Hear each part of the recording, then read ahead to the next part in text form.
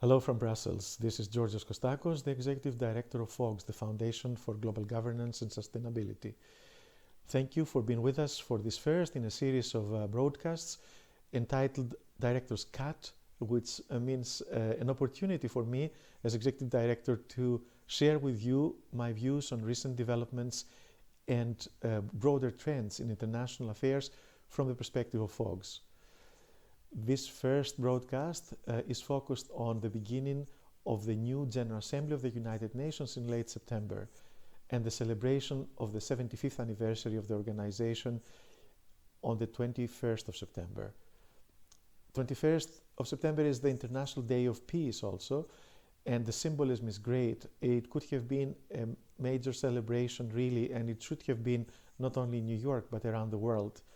It went more or less unnoticed, I'm afraid, because the leaders were not there. They just sent pre-recorded messages. The people were preoccupied with the pandemic, and our world is not working, is not following the ideal that the United Nations Charter established.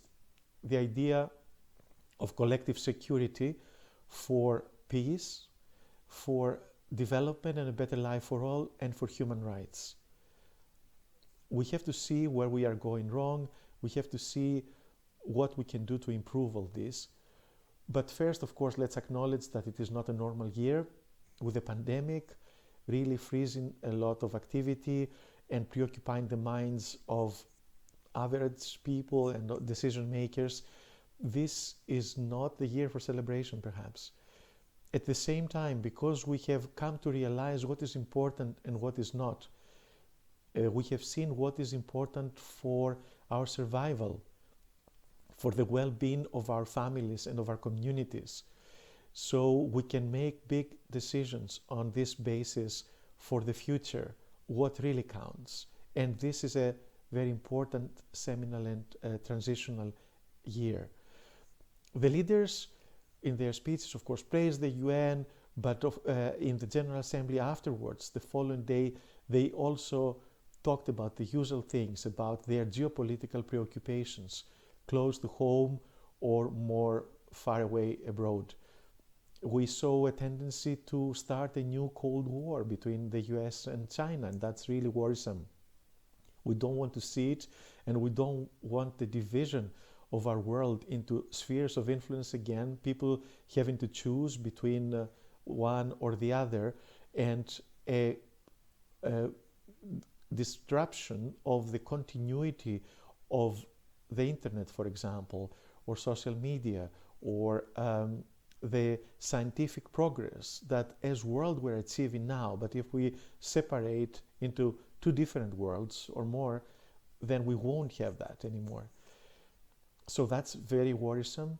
We also saw, of course, people supporting the United Nations, and that is very rewarding and reassuring to hear. But we also see even those people and those leaders seem to think in old ways. Again, some of them asking for permanent Security Council seats for their countries. While we know that the individual countries cannot really do much on their own, many of these countries now belong to regional groupings like the European Union, and also we don't really need more permanent members of the Security Council with veto power, because that would paralyze even more the Security Council and make decision making there really impossible. So the conclusion of all this is this virtual General Assembly opening is that we really need a new way of thinking.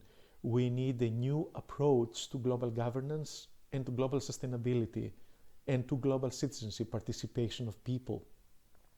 This is what FOGS stands for.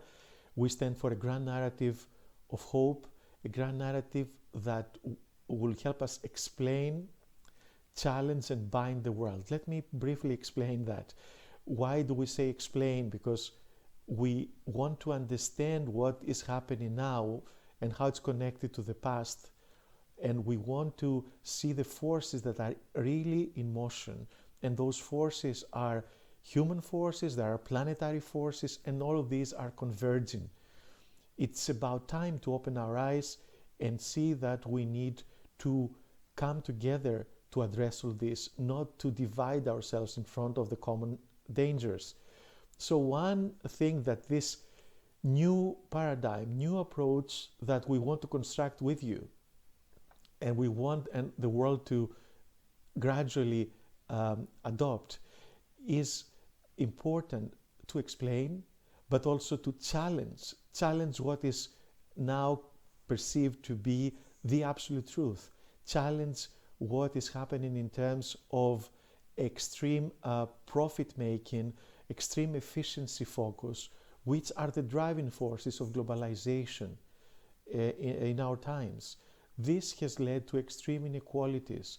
This has led to extreme insecurity because for people, because you cannot have a guaranteed income, you cannot have a guaranteed job, and you cannot be sure that you can cater to the needs of yourself and your family.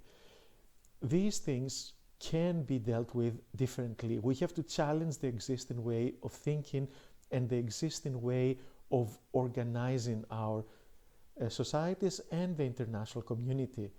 That is therefore there as the second element of this narrative, and the third one is to bind us together. We need to be bound together as a world again. In 1945, when the United Nations was created, it was easier to feel together after having fought together and after having sacrificed so much. Hopefully we can do it without sacrificing as much this time and without excluding others. We should be a humanity bound together, and that we have to work on to achieve, because otherwise it is not really possible to have the well-being and the resilience and the sustainability that we all desire, every individual and every community on this planet. FOGS is making its pitch for this new narrative, also for a moral code, a code of conduct for individuals, for leaders, for states, and for private enterprises. Everybody is needed, everybody should play their role, but they should play it in good faith and freed from the existing elements of the old paradigm that leads to division and leads to inequalities and insecurity, as we said before. Therefore, we have to make sure that we respect each other and nature, that we do have responsive institutions, and the governments and the institutions respond to the needs of people, not the other way around. They don't demand of people obedience. The economy and science also have to be tied to society and the needs of people. They are tools. They are not the final end. More or less, we as individuals have to realize that we have rights but also responsibilities. We have to be tolerant towards each other. We have to cherish the variety of ways we have in expressing ourselves, in our cultures, in our food, in our behaviors, instead of isolating ourselves from the others and accusing others for whatever goes wrong. And finally, we all need to be active and do our part as professionals, doing our job at in the best possible way and for the best possible result, as consumers, choosing wisely how much we consume and what we encourage to be produced, and also, of course, as citizens, with our vote, with our organization in civil society organizations and activities that we undertake. We are very happy to have you with us in this journey. FOGS has started some years ago. It's intensified its efforts. It's not only about global governance that we focus this time. It's also about rethinking education, again under the light of the pandemic, of seeing whether the Sustainable Development Goals are being pursued in practice and are implemented for the benefit of all people, up to the last individual in the most remote place of our planet, and also celebrating together, creating communities together, and exchanging news and views and renewing our citizenship of this world. Thank you for your attention, and I look forward to seeing you at the next broadcast.